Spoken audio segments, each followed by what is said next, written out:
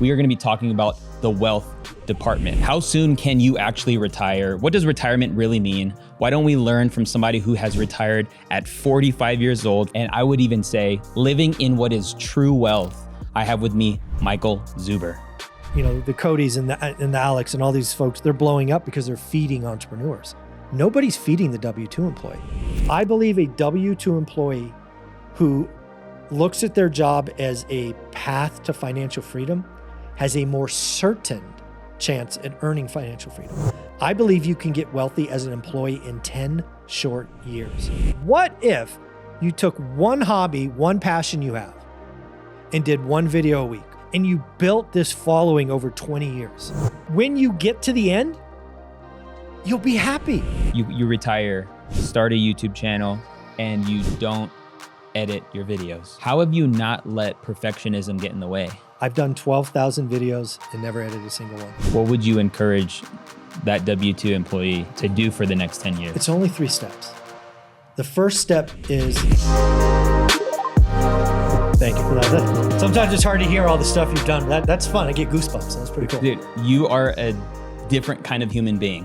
Like, sorry to start off like that. Okay, let's roll. In the best way possible. All right. And just really seeing what you've accomplished and what you've chosen to do with your life at the time of your life. I think one reason why I feel like my podcast has done really well is because I've interviewed a lot of people who are well-experienced individuals, people who are really good at what they do. And I think if you boil it down, it's people who have figured out something about life. And I want to unpack kind of your journey a little bit on how you've, like you said, retired at 45 years old, and even what that means, because you retired at 45, but you're grinding.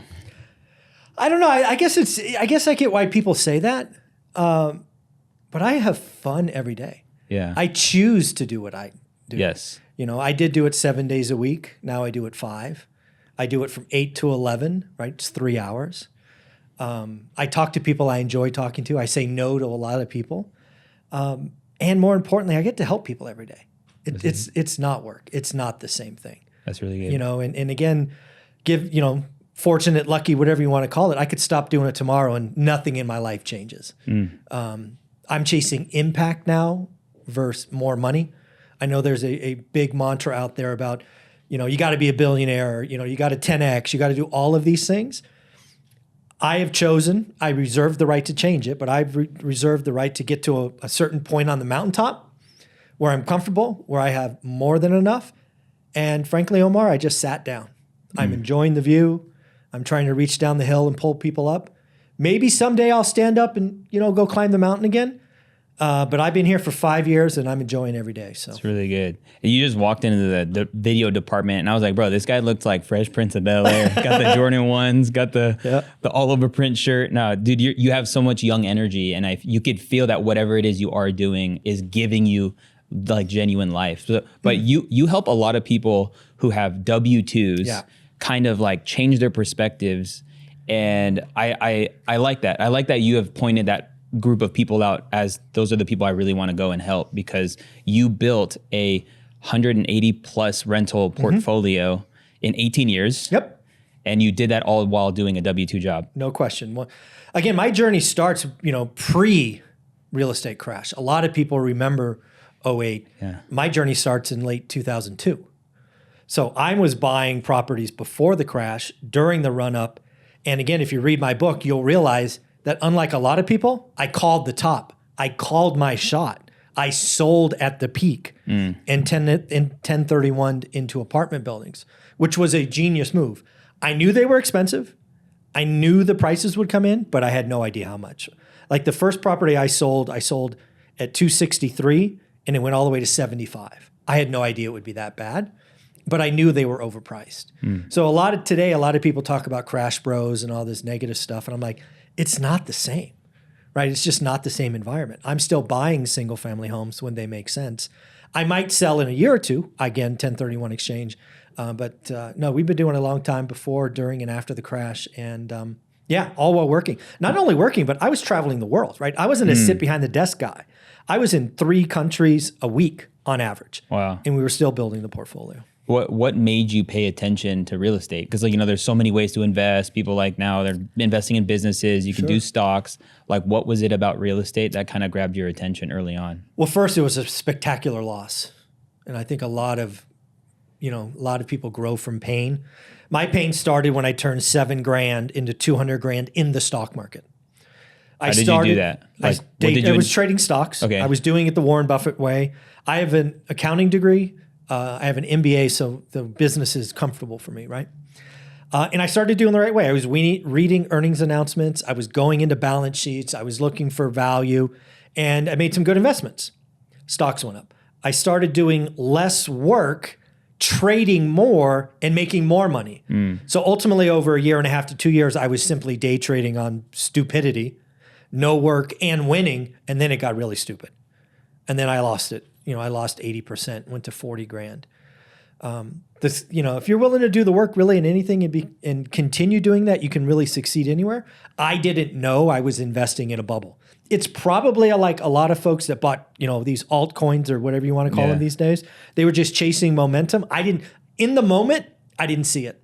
And then I got run over, right? So then as a 30-year-old daughter at home, having lost more money than my family, generations of my family had ever seen, I was a complete failure. I was just wrecked. I was demoralized. And I walked into a bookstore, picked up that purple book my generation talks about, Rich Dad, Poor Dad. And it's embarrassing, but I knew nothing about real estate. I never even thought about it. We lived in a home, but that's all I knew. I didn't know about rental properties. Never had anybody in my network talk about that. And I'm like, all right, I can go do that. It's real. It's not going to be, two of the companies I got wrecked in were WorldCom and Enron. Frauds. It didn't matter that I could read their balance sheet. They were just flat out frauds. Wow. And so wasn't going to do that again. So then I went to real estate. Then I learned real estate and just kept at it. And it's real. You can find value. It's very inefficient. So I've never looked back. Are you looking to take your content more serious this year in your business or your brand? Or maybe you're looking to figure out better ways that you can monetize the content that you're putting out to convert your viewers into customers and all those various things. Well, I'm excited to announce my next challenge is coming up, the Content to Cash Challenge. We're gonna be breaking down everything you need to know to make sure that you crush content this year. No more uploading videos and crossing your fingers. That's not a strategy. And I'm gonna be giving you the mindset, the tool set, and the skill set needed to kill it this year, both on YouTube and on vertical platforms like Instagram, TikTok, and things like that. So I would encourage you to jump into the challenge. And if you get a VIP ticket, I'm gonna be doing live Q&A every single day of the challenge. So I'll get your personalized questions answered on these Zoom calls, and I'd love to see you there. Jump in, the link is in the description and in the show notes. Let's get back into the combo. So if somebody is, let's say, a W-2 employee and they're working a job that is taking their time, not everyone has like the salary situation where you can do what you want or sales or whatever, but how would you encourage them in that first step of looking into potentially buying either their first home or maybe it's their first investment property? It's really simple. Most new investors overcomplicate it. They first off have shiny object syndrome, butterflies, rabbits, whatever you want to call it. I believe everyone should start with one thing, and that's called a buy box. Okay, what's a buy box? Well, it's not only what you want to buy, single family homes, but let's talk about my story, and I'll give you my exact buy box from 2002. I choose Fresno, California, because the numbers make sense. I've never lived there. I didn't know anybody there. It's just, hey, the Bay Area is expensive. I got to go somewhere else. I didn't have a choice. That's the second time you said the numbers make sense. What makes numbers make sense? Cash flow, positive cash flow. Okay. I don't believe in betting on appreciation. There are some people that still today go, appreciation, who cares? Negative cash flow, who cares? And when you say cash flow, like the $100 to $300, $400, $250 a month after all expenses and reserves and all of that. Okay, I just wanted to make that. You just stack it. That's good. Right. So my buy box in 2002 was not Fresno, California. It's too big. It's 1 million people. I went to 93703. It's a little section of Fresno called the Mayfair District. Still too big. I went single family homes. I skipped duplexes, quads, condos, all of that. Still too big. I went 3 or 4 bedrooms, 2-car garage, 2-car bath, 1 story, a lot, so not connected, and between 1,200 and 2,000 square feet. That buy box, that set of criteria was locked in, and only what I looked at for 3 years. The key to a buy box is two. One, you get repetition. It's like at bats. You get like a golf swing. You just get better at looking at it. But more importantly, and people need to hear this, is it gives you permission to ignore everything else. Most new investors get lost in everything else. And then the beauty of this, 20 minutes a day. I could do it in the morning. Dude, I was doing this before we had smartphones, right? I would do it 10 minutes in the morning, 10 minutes at night. Didn't matter what time I got up or went to bed. 10 minutes in the morning, at night, I would just see what changed. And today with smartphones, you get alerts, you get all this stuff. It should even be more efficient. But focus is key. Focus and daily discipline. This isn't a weekend activity. Getting wealthy with real estate is like losing weight or getting six-pack abs. You got to continually do the work every day and make 1% better going forward. So anybody can do that. That's good. My wife got her real estate license last fall, or the fall before last fall, I guess the fall of 2022. Okay. And I launched a coaching program and made a lot of money, and it was awesome. But now we were sitting on a lot of money, and I felt guilty for sitting on this money. And dude, because of social media and everybody's saying invest into this thing or do this thing, and they're essentially selling their box, right, or their version of how to do it. And I think with a lack of wisdom and a lack of patience, which lack of patience is a lack of wisdom, I ended up investing in kind of like a fund because it was supposed to guarantee a 20% return in about 6 months. I'm like, oh, this is good. This is a great return. Yeah. But it sucks because, I think, and this is part of I think younger people, we want it fast. And had I taken that 100 and maybe have gotten one or two other just single family homes, just one at a time, we would have just been chilling and probably would have been happy. But that's, I know it's a costly mistake, and that some people lose millions trying to figure out the thing. I'm glad I did it at this stage when I have all this much energy to be able to recoup and make all that back. But the wisdom of not making a dumb mistake like that. Have you made a mistake like that? Yeah. Again, my story started out with a $160,000 loss. Okay. Right? 7 to 200 to 40. A lot of people go, no, stupid, you went from 70 to 40, you're good. That's not how my brain sees it. Yeah. My brain sees the 200 grand number that I went down to 40 grand. Yeah. So, I believe it is far better to make that mistake, right? I made my mistake at 30. And then you learn from that, right? It's cost of, you wish you didn't have it, but if you have it, wear the badge. Just don't do it again. I certainly believe whether you're selling software or anything, it's okay to make mistakes. In fact, it means you're trying, but never repeat a mistake. Yeah. That's expensive. That's just called stupid. Hey, you said it, not me, but I agree. Don't do that. Yeah. So you help people who have W-2 jobs, and there's this versus going on, like W-2 versus entrepreneur. And if you have an entrepreneurial spirit, but you work a W-2 job, you should go and bet on yourself. How do you determine how to walk in that tension of somebody who has an entrepreneurial spirit, as in they can, take initiative, they can lead themselves? I've been lucky enough and fortunate enough to meet some great entrepreneurs. And in my opinion, they're born that way. Right? They don't work well in a structure of a 40-hour week. They want to be their own boss. They are comfortable in risk. I will never call myself an entrepreneur. Why? Right? Because I don't have employees. I have a couple of 1099s to do a couple of things for me, but they're not, I could not carry payroll. Right? I don't want to have direct reports. I don't want to be responsible for someone else's family. Right? And that's somebody who does Does that mean I'm not an entrepreneur? No, dude, I'm the same way. Yeah, it's I don't the idea of building a company, no, thank you. But yeah, pay to hire. We are helping people's lives by offering. Sure. So you would say that's not necessarily an entrepreneur. What would you call that person? So I'm coming at this again. What I'm doing now is I've come at it from a mission of impact. I believe an entrepreneur chases profit, and maybe that's not okay, but that's how my brain works. Since the day I created my YouTube channel or wrote my book, it was all about trying to do positive impact. Yes, I've made 7 figures on the brand, but it was all by accident. No ads, none of this, none of that other stuff. But yeah, I don't see it that way. I just don't see myself. I'm uncomfortable wearing that. Right? I'm an employee and a good investor. I'm a great employee, good investor, horrible entrepreneur. That's kind of how I break myself down. But you're a self-starter, though. I can work. Yeah. There's no question. But you don't have to be an entrepreneur to be able to work. Like, okay, no, I'm just trying to like formulate all the way your brain works because it seems like I'm very similar in that regard. Yeah, because I can put my head down and get in the mud. And really where I'm broken is I'm excited about tomorrow, even though I'm in the mud. I don't like visionary stuff, not where I shine, right? I've done some pretty cool stuff in my life, but it's all because I can work and outwork most people. But I never have that big vision, the Ryan Pinedas, the Sean Cannells, the Pace Morbys. I don't have that magic. Yeah. And I'm comfortable. I know who I am. Yeah. Right? I'm just comfortable in the mud. How did you grow in self-awareness? Because that's very self-aware of you to be able to know that and not fall into the trap of doing something you're not called to do.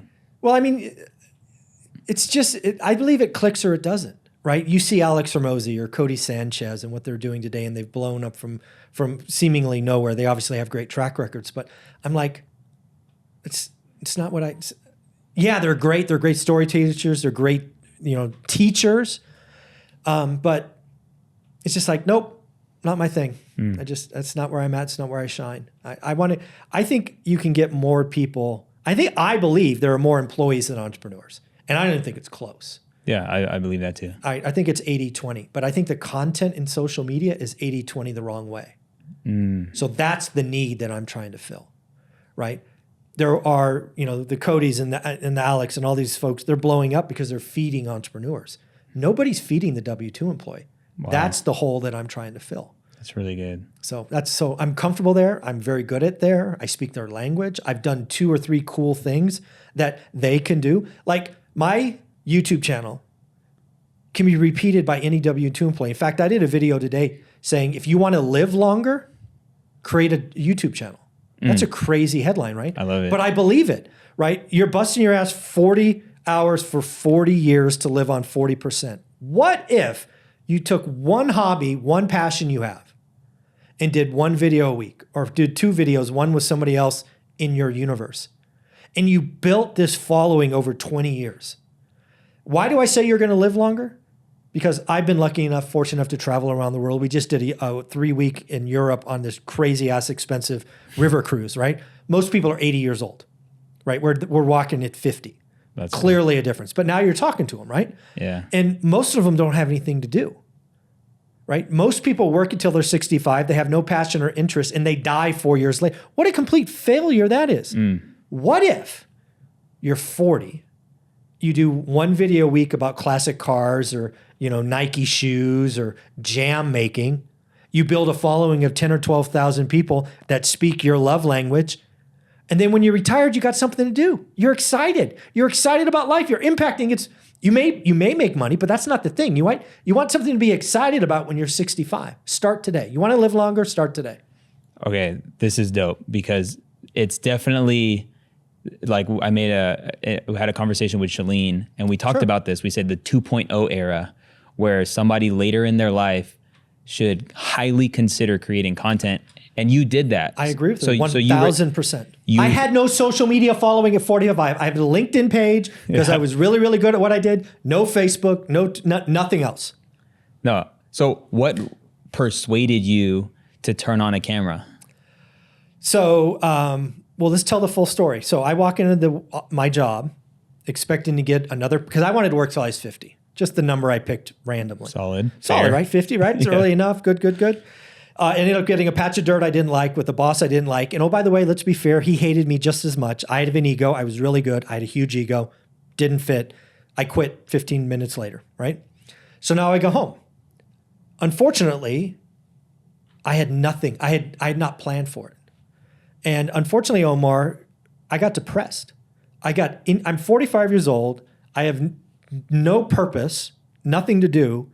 And I'm going down this slow road. I remember sitting at my kitchen table early because I get up early. My wife stays up late. So we always have 2 or 3 hours where we're by ourselves. It's perfect. And I'm sitting at the table drinking coffee and I'm like, I'm going to have to get a job. Not because I need the money, just so I don't kill myself, right? Why am I here, right? I've got nothing driving me. So that's when I decided to write the book. Writing the book led to the YouTube channel. And, why? One goal that I still have today. I want to create something that outlives me by 50 years. I personally believe you die twice. Once in your physical body, and then once when somebody stops talking, like the last person to talk about you. Wow. I'm trying to put as much stuff out there that will live 50 years past my date of death. So that's why YouTube. That's so good. I love that perspective and just how you're phrasing that, because some people don't realize the power creating content is. And like, we just see a lot of young people doing it. And the reason why people who are more experienced, wise, and like, let's just say retired, you are retired, you have literally nothing to do. Right, nothing to do. Like, why not give what you've learned? And I think you actually, if a young person started from zero and a retired person started from zero, that retired person has light years of value to add than this young person. And not to ding the young person who just wants to shop and vlog. That's cool. Yeah. But there's just something that it's rich. It's rich in depth, you know? I would tell every Gen Xer, baby boomer to create a YouTube channel, seriously, a YouTube channel about what they love, what their hobby is. If you're my age, you're 50 or older. Shoot, if you're 40 or older, you have something in your life that you've been doing 20 years. Maybe it's Star Wars. Maybe it's, collecting Jordan shoes. Maybe it's parenting, marriage, vacationing. Maybe you got divorced. Let's talk about that. Like, you have life experience. Yeah. Share with the world. And the other thing about my YouTube channel is, I don't know if this is embarrassing or not, but the truth nonetheless, I didn't know what monetization was. I did not create a YouTube channel to be monetized. The only reason I turn it on is people like Sean told me, well, if you turn it on, stupid, YouTube will pay you and it'll show up more because YouTube gets paid. I'm like, that's a good idea. Maybe I should turn that on. Yeah. But yeah, that's funny. It is hilarious. No, Lewis Howes, he's a big podcaster. He has the School of Greatness. He said it was 7 years in. He didn't realize that they were supposed to turn on monetization. Isn't that crazy? Yeah. Well, good. I'm glad I'm not alone. I'm glad I'm not alone. Thanks, Lewis. Yeah.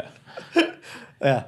So again, I would tell every Gen Xer and baby boomer, in all seriousness, as somebody who retired and had no purpose, I was on a dangerous path to exiting early. And it was only because now I've chosen to do it 5 days a week, couple hours a day. You don't have to do it my way. You do it 1 hour a week if you want. And again, the key to doing a YouTube channel is not chase money. Right. It's chase impact. And the beauty of it is it will just be a positive feedback loop that comes back. I have a saying that I want to test with you and see if you agree. I believe the first 20 videos are the most important and also the least important. Why is that? They're the most important because I believe it takes 20 to build a habit. It's the least important because they will be the worst and nobody will watch them. But they are also the most important because you got to get that habit. And I just wish more people would do that. And you would be happier. Not block the doomers and all the negativity that sometimes happens. But I think the world would be a better place if people shared their passions. I agree. And I agree with that because you like the process of just uploading a video, there's just some things you got to do. It really isn't just like hitting upload. It's like, you got to put in a title, you got to throw in a description, and at bare minimum, like that's it. Maybe choose it. You have to choose a thumbnail. Yeah. You 1 of 3, let it auto choose. Yeah. I did that for a year and a half. Yeah. Dude, let's talk about this. So you started YouTube 2018. in 2018, which is the year you retired? Correct. Yeah. Okay. So you retired February 2nd and I started YouTube March. Okay. What would that be this February then? Are you counting? No, I'm like, it's 5 years. 5 years? Yeah, it'll be 5 years in March. That's crazy. Yeah. So you'll be 50 this year then? No, I'm 51 now. 51 now. Yeah. Okay, so you retire, start a YouTube channel. 6 years, yeah. And you don't edit your videos. Not a one. I've done 12,000 videos and never edited a single one. I actually believe that my channel is one of the few channels that upload too much videos. I never get a chance to get in the algorithm. I do 5 videos a day minimum. Yeah. 7 days a week. No, it's funny because we did an interview and I was like trying to show a friend that I did this interview. I was like, I'm trying to show my friend I did this interview with a guy who doesn't edit his videos, and I only did the interview like 2 days ago, and I'm scrolling. I'm like, where is my interview? And there's 30 videos after my interview. But can you break down your content creation process? This is. I hope more people copy this because I think this is an unlock. I want to be clear. If my channel was just me, it wouldn't exist anymore. Creating solo content in a area of like real estate, there's only so many things you could do. Right. But if you spend the time cultivating others, you can unlock unlimited amount of content. So what does my routine look like? So at 7:30 a.m., 5 days a week, I do a live show. This is my baby. It's called the Daily Financial News. It's typically 5 topics that I read in the last 24 hours. And usually I'll define something. I'll try to connect dots because I do have a degree. I've been studying consumer forever. So I'm trying to provide some education and highlight others because I'm often quoting others that I think are putting good stuff out there. So that's my baby. From 7:30 to 7:50. You go live every day? 5 days a week. Not Friday, not Saturday. Okay. 5 days a week. And for that video, I put in a title, which is the same format, the date, like today is it was Jan 16th financial news, 5 topics. Okay. Then in the bottom of that, I have to select horizontal, right? Because it comes up vertical because it's on I do this on my phone. I don't have all these fancy cameras on my phone, right? So you have to put vertical or horizontal.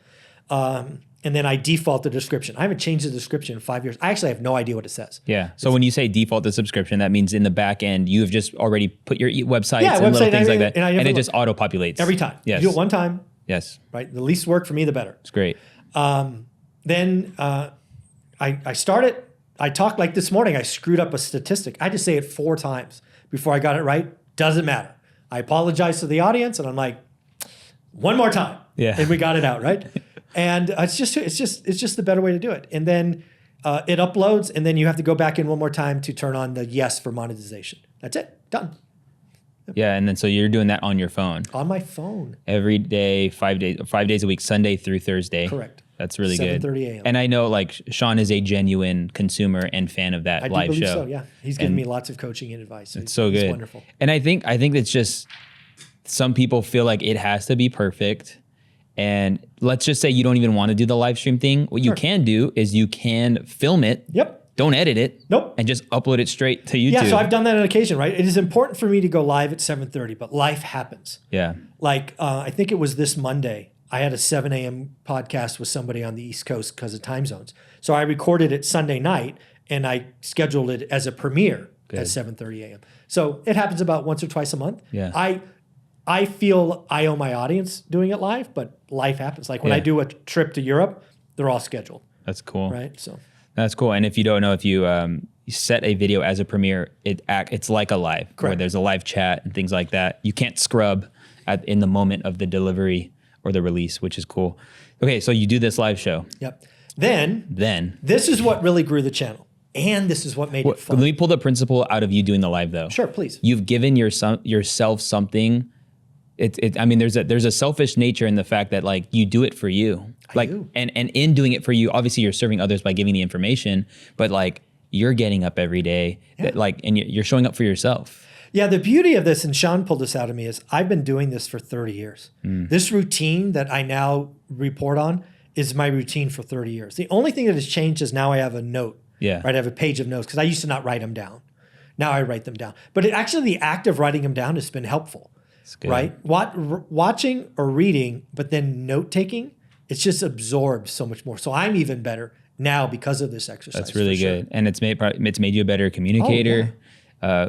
Just clearer at delivering content. Okay, so I want somebody listening or watching this to ask yourself the question, what have you been doing for 10, 15, 20, 30 years? By default, you just do this. Yeah, just you. What makes you, what excites you? What puts a smile on your face?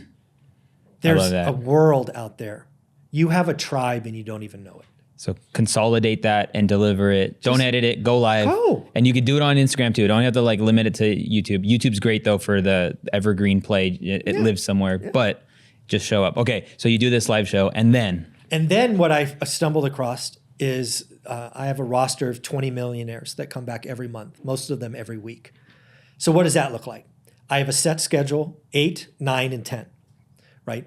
Monday through Thursday. Sunday I leave open for my random stuff so I can slot people in. Okay. So Monday through Thursday, 8, 9, and 10, I have a 60-minute allotment with different millionaires. And what we do is we get on the Zoom, because I do it all on Zoom. Yes. There's other platforms. Which I love that you do. Like I have input, but it's working and I'm not messing with your workflow. Yeah, because I mean, I'm there. You know, it's really funny. So I talk about recording the daily financial news on my phone. I have a wired mic lapel because I don't want to deal with batteries. No, it's great. It's like I don't want to deal with batteries. Just as good. Just as good, right? So anyway, so what I do is we get on and we talk about three things. Like what's happening in your world, what's happening in my world, your business, my business, what's a hot top, inflation, consumer, blah, blah, blah. And I write down three topics and we do 3 videos, 8 to 15 minutes. So that leaves time for, all that. And then I get 3 videos out of it. So I get somewhere between 6 and 9 videos Monday through Thursday, and then I just schedule them out for the week. That's really good. So you hit record on Zoom. Yep, record. We do the topic. I wrap up. I stop. I hit record again. Talk. Stop. And then at the end, there's 3 files that spit out. I load one that day, and then the other 2 get scheduled out sometime during the week. That's so cool. Do you have any virtual assistants, or is it you doing everything? Have you considered using StreamYard? I don't even know what. I mean, I sometimes have been the guest with StreamYard. Yeah. No idea what it is. Nobody's ever shown me how to use it. Zoom worked. No, Zoom works. I haven't even tried. I just know because you do have a decent setup. It looks really good. Zoom will just they go on they take their own liberties to like kill the bit rate of your quality a little bit. And so the viewer's experience. So the file or the output or whatever. Yeah, like it'll be a higher quality video file and audio file. Okay. I think it doesn't mess with anything using StreamYard. Okay. It just gives you a better quality file. Oh. So I had no idea. First person to tell me that. No idea. But you have a workflow and it's keeping you consistent. How have you not let perfectionism get in the way? Because I know the content we're providing is authentic. It may not be right, but it's authentic. And life's not perfect.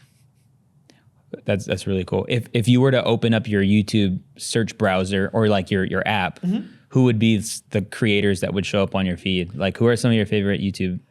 Well, I can. So Sean Think Media will pop up, no doubt, because he gives me a lot. I learn by going to there. So Ryan Pineda pulled up, Cody pulled up. Who else? Grant Cardona's pulled up. Up there, Sean. Oh, Ken McElroy. So people that are in my world. Yeah, that's cool. And that's cool that you're like, by you saying all those names, you have a place in those group of people, but you're serving somebody. I'm serving somebody so much different.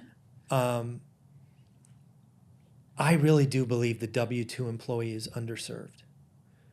It's not sexy. Here's the deal. I will agree with you that being an entrepreneur has a higher mountain, right? You have a higher possibility. You could be a billionaire like Alex Hormozi wants to be, currently worth whatever it is, hundreds of millions of dollars. You're not going to be there being a W-2 employee unless you're Steve Ballmer, some exception. You're not going to be Who's there. that? I don't even know. Steve Ballmer is the second employee at Microsoft. Okay. He owns the LA Clippers. He was not an. Oh wow. He's an employee that owns the LA Clippers. Well, he was. Yeah, he was Bill Gates' right-hand man. That's cool. Anyways, you're not Steve Ballmer. No, sorry, not. guys. Dang it's it. not going to happen, right? Yeah. But, and this is important, I believe a W-2 employee who looks at their job as a path to financial freedom has a more certain chance at earning financial freedom. I believe you can get wealthy as an employee in 10 short years. Most entrepreneurs will admit to failing 5 times before they hit. I like my route better. Dang. What would you encourage that W-2 employee to do for the next 10 years? It's only 3 steps. The first step is discretionary income. What is that? Like if I asked you how much you make as a W-2 employee, you'd tell me your salary. Folks, that's gross. Okay, great. Maybe you know taxes. Great. So maybe you tell me your net. That's not what I want to know. What does it cost to run your life? Rent, mortgage, car, insurance, food, entertainment, clothes, all of that. There's only one number in my life that matters. How much is left at the end of the month that I could theoretically light on fire and nothing changes? For the first 30 years of my life, Omar, that answer was 0. I made 6 figures, spent 6 figures. Made 80, spent 80. Made 120, spent 120. My life only improved when I focused on discretionary income. You can only do 3 things. You can increase your income. You can lower your expenses. Or what I did was both. And that is step one. You've got to create seeds. That's what a YouTube channel can do. That's what, getting a job, moving around. You got to create seeds that can be planted. 2, you have to become elite at something. For me, I like that. That was 3 or 4 bedrooms. That was a buy box. I knew that buy box better than any human being on the planet after about 90 days. If it swam in that buy box and it was a great deal, I wrote an offer. And I knew it like that.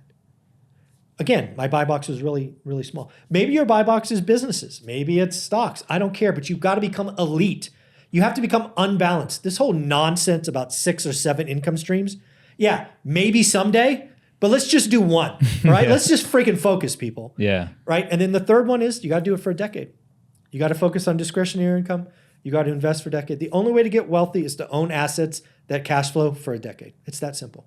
Have you ever wondered to yourself or asked yourself the question when you watch my content, how the heck does Omar's quality of video look and sound so dang crispy? It's literally the #1 question I get asked, whether it's privately in the DMs or people commenting on my videos on Instagram or even on YouTube. The reality is, I believe the quality of videos that I've been able to produce has been the recipe to my success online. And I want to give you access to my live document where I've listed out everything I use, both for the podcasts I create, to the YouTube videos I make, as well as to what I use for my smartphone to make it look and sound amazing. The reason I put it on a live doc is because I keep this document updated in real time with everything that I'm using. So just head over to thevideodept.co/crispy or just click the link down in the show notes.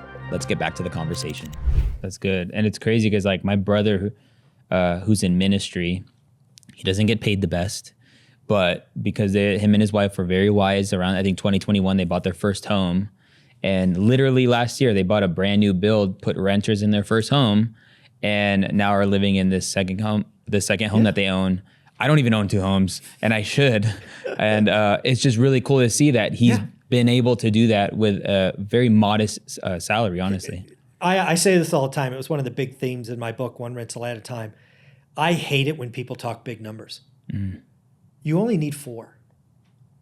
If you get 1 every 2 years, like buy one 5% down, live in it, turn it into, you do that 4 times or 3 times, pay those all off, have somebody else pay off your asset, you're going to have so many options at retirement. You only need 4. 4 changes your life. That's really good.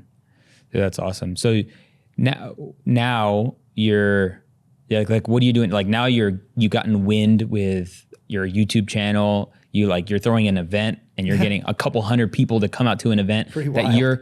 You're doing all this in your retirement era. Yeah. I would say you've not retired, but it sounds cool. It markets well. Yeah, I don't know. I feel retired. I could stop tomorrow and it wouldn't change my life. Yeah. What would you say? Can you define retirement? For me, it's the option to choose what you do with your time. Yeah. Because you still have 24 hours in the day. Just because you can pay your bills, and I learned this after I retired at 45. That was the total mind twist. I'm done, but I'm unhappy. What? So what I do now is impact. I feel good every day.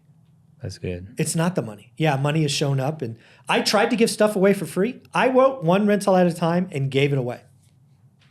Nobody read it.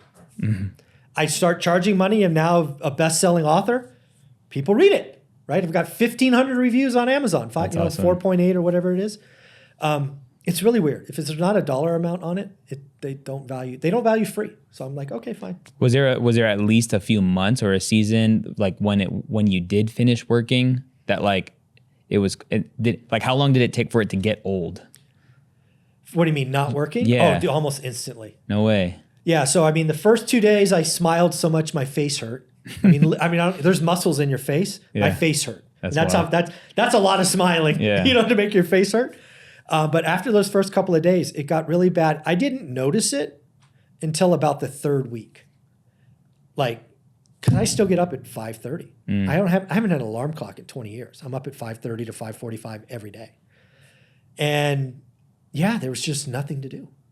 And by the 3rd week, I was like, this is not okay. That's wild. Yeah, it's pretty wild. Like when I was doing ROTC, one of the cadre, one of the teachers that I had, he was wrapping up his time and he was at like 22 years. And you like 22 years after joining at 18, you're still pretty young. Yeah, you're still young, yeah. And I remember 40, seeing, 41. I remember seeing him retire, and he just got a job at like a sports store. Yeah, just cause. Yeah, and it's crazy that nobody talks about retirement. Everybody's talking about retire so that you could have all this money and time freedom, when the real conversation we should be having is, what's your impact plan? Yeah, impact. I love that idea. How about having a quality life? How about waking up happier after you're done than before? I got to tell you, waking up at 45 and not being happy sucks. The fact that I seriously was 48 hours away from getting a job, not because of the money, but because I wanted to stop being depressed, that should be a red freaking flag, right? Go find something. And that's why I'm telling W-2 employees, take your hobby or passion that lights you on fire today and create a YouTube channel. Follow what you're doing. There's a couple of hacks. And when you get to the end, you'll be happy. I meet so many people on these great vacations that are frankly miserable because they get one vacation a year. And other than that, they're unhappy sitting on the couch watching TV.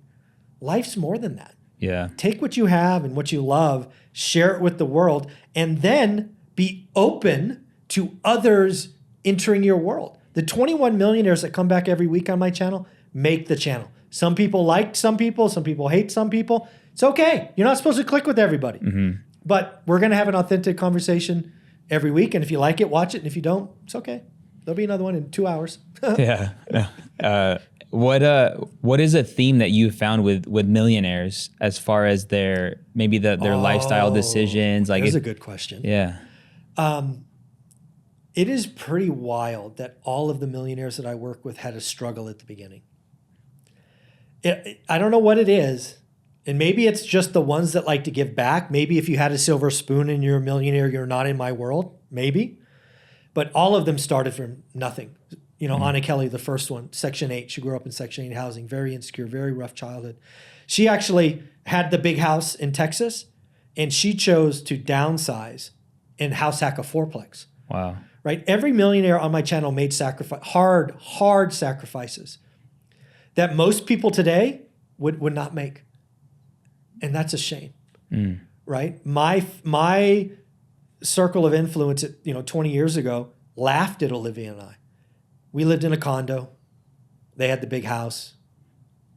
They had the new cars. They were doing the crazy vacations. We were spending 50% of our income and buying another house every year or so.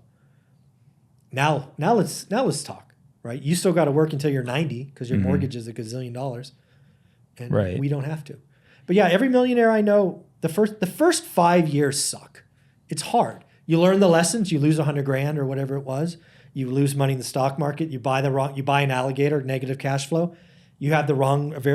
We all learn, but it gets better. The little trickle turns into a stream. The stream turns into a gushing river. So it just takes time, man. That's why the third step's 10 years. Yeah. Talk to me in 10 years. That's really good. Talk to me in 10 years.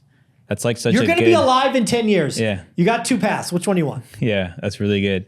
Yeah, I found with guys in my world who are well off financially, and it's happening to me, is there's a little bit of being desensitized to income. Like, hosting this workshop next month, and I've got a dozen people to pay me a certain amount of money, a lot of money, and that's more than what I'm making in those 2 days is more than I made as a full-time person in ministry. Yeah. But there's this it's still, I'm like, yeah, sure. Let's just keep on going. Yeah.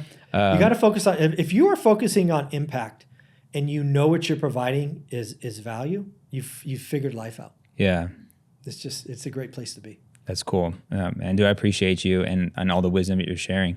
I think last thing I would like to get into is just what do you hope, let's just say somebody watching this oversees a team. Sure. So let's say we have W-2s, okay, and you're speaking to a director. Okay. And because I do think directors and managers cultivate an environment for a W-2 to, want to stay and build and scale. How would you encourage a manager director position? Yeah, so I was a director, VP, what they call first and second line for the last 10 years of my career. And the biggest thing, if you're looking to your direct reports, is people are motivated by different things. I was in a sales career for 20 years. And typically, there are only two ways to motivate people. And you got to do it to the right person, because if you do it to the wrong one, it backfires. Some of the people I worked with needed to be kicked in the ass. They needed to be publicly, shamed. And then they just, like, I'll show you. And they just go. Others need to be a little bit more coddled, a little bit, take the feedback behind closed doors, have the conversations one-on-one, and then they get after it. In fairness, the third category is they just need to move on. Not everybody's a fit. What it takes to sell software from 0 to 10 million is not what it takes to go from 10 to 100 million. It's a different entire people. So I've been in situations having taken products from 0 to 100 million where I've had to recycle the entire team, right? Because it's just a different animal. But you got to know where you are in the cycle and then what motivates those individuals. But what I would tell the director or the VP, this is what I would tell them, because they're in the worst spot, in my opinion. Because now they're making decent money. Their variable comp can be entertaining, right? It could be like, oh, that's like a real number. You need to watch your spending, because that career is short. It's almost like, I think the NFL, the average year is like 3 years in the league. The average director VP in a enterprise software is probably about 5 years, because it's so high stress. So realize you're only in that for a little time. Wow. So save some money, buy some assets so you have more options. I can't tell you how many people I know that had their big run, then something changed, technology changed, they were no longer relevant, and then they had to go make 1/5 of their income, but their expenses didn't change. Then they're bankrupt. It's pretty consistent. That's really good. And so you did that sale when I mentioned, you said 0 to 100 million. So you were in sales. Oh yeah. And then I think so much about content creation, the skill of sales, it rewards you as a content creator because you know how to communicate to a camera, because you're essentially persuading somebody or selling somebody to watch more of your content and stuff. What are some things, like how can people get better at sales? And I say sales, but it could be conversation and persuasion and all that stuff. So I have a lot of education, right? I went on and got a master's degree. The most valuable course I ever took was in junior college, was public speaking. I don't know if it's obvious, but I was an introvert, right? I could get in a room and not say a word to anybody and be totally fine, right? I could be by myself, totally fine. The public speaking class is what got me out of it and what allowed me to get into sales, because sales is communication. It is persuasion. It is listening, right? So what I would tell people of all my education, the public speaking class is most valuable. Today, maybe public speaking and then video editing, if that's where you want to go. But that's what it's about. These things live, and people are watching stuff from years ago. So if you can just figure those two things out, you're good to go. But sales, like a tactic, give me a tactic. So the big thing about, so here it is. A lot of people get into sales and you get this thing called a quota. Like I've had quotas as small as $1.5 million and 1.1 billion. The process is the same. You should never focus on the 1.5 million or the 1.1 billion. What you need to break down is how does stuff get there? So for example, there's this thing called a funnel. Some people call it a pipeline, whatever it is, right? It goes from commit to upside to early, right? Whatever your stages are. But all of those are irrelevant. Where does it start? Where does the lead start? Then something happens to that lead and it becomes qualified. Now that qualified lead needs to play with it, see it, test it, ROI, whatever. It goes through a maturation, and then it goes through commit and upside. So it's all a process and a flow, and it's about taking as much quality from the rough leads all the way through the pipeline.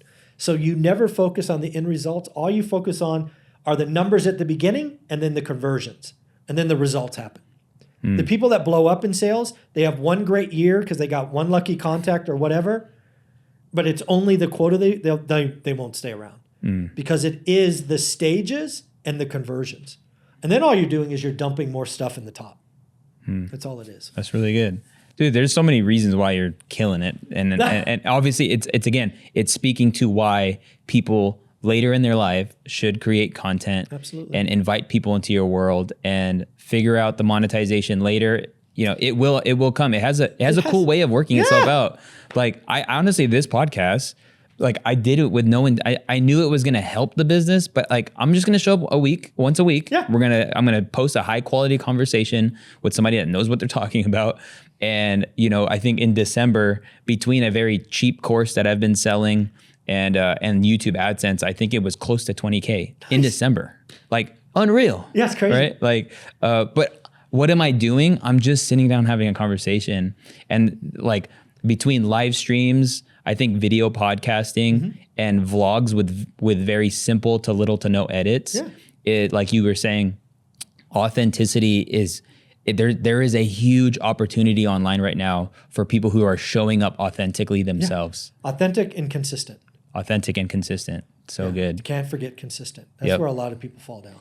Yeah. And then and the way you just, you know, you knew that. So like you killed all, and something I teach a lot is you killed whatever limiting stumbling block there would be that would prevent you from being consistent. Yeah. Like for example, let's just go back to the very beginning, right? When I saw YouTube for the first time, I was actually not even in the country. I was in Taiwan. I'm sitting in the back of a car. My wife and her family are speaking Mandarin. I don't speak Mandarin. So I'm like, I got to do something, right? So I pull up the YouTube app and look at real estate. And I see all, you know, the Graham Stephan, Meet Kevins of the world who were, you know, small channels back then. I'm like, you know, these young men are doing some pretty cool things. I'm already retired now. Maybe I should jump into that. And I'm not I was in technical sales, but I'm not a computer scientist. I'm not a programmer. And I said, can I record a video? Yes. I'm not going to edit. If I had to edit videos, the channel wouldn't exist. I never would have started. You can go back in my channel. I didn't even have thumbnails forever. And when I had thumbnails, I got some stupid app online and I just put a title on it and stuck them on. I didn't even pay anybody. Now I pay somebody, you know, a $10.99 to do a thumbnail sometime later today. There will be a thumbnail out there. But yeah, I just found the stuff that I was comfortable doing. And then at some point, I paid somebody to do the stuff I didn't want to do. Yeah, that's so good. Dude, I appreciate you. Thanks for dropping so many gems. I think I know a lot of people are going to get so much value out of this. If people want to connect with you, your book, can you just let people know? I've done very few things right in life, but one of them is everything I do is one rental at a time. Website, book, YouTube channel, Instagram, Twitter. Optimized. I got lucky. I got one rental at a time. Go figure it out. Love to interact with you. Dude, I appreciate you. Thank you.